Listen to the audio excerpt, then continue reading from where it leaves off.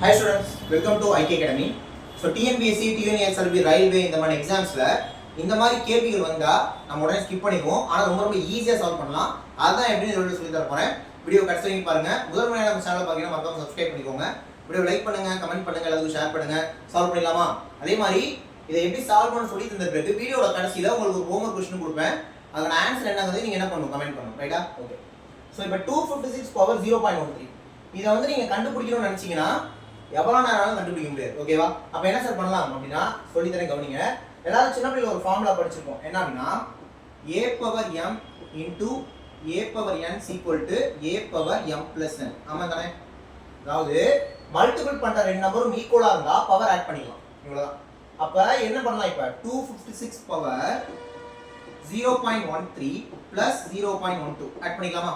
Add பண்ணா கிடைக்கும் 0.25. அப்ப 256 பவர் 0.25 எழுதிக்கலாம். நமக்கு பவர்ல 0.13 தெரியாது, ஆனா 0.25 தெரியும். இப்போ என்ன பண்ணலாம்? 256 பவர் 1/4 ன்னு மாத்திக்கலாமா? ஏன்னா 0.25 னால 1/4 னால ஒண்ணுதான். இப்போ பவர்ல 1/4 வந்தா என்ன பண்ணும்?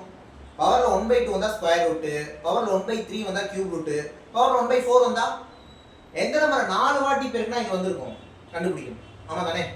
அப்ப எந்த நம்பரை 4 வாட்டி பெருக்கினா 256 கிடைக்கும்? டக்குனு கண்டுபிடிக்கிறது கஷ்டம். அப்ப என்ன பண்ணலாம்னா முதல்ல ரெண்டா ஸ்ப்ளிட் பண்ணிக்கோங்க. 16 என்னது? 256. திரும்ப இதை ஸ்ப்ளிட் பண்ணுங்க. நன்னாங்க 16. அப்ப செக் பண்ணி பாருங்க.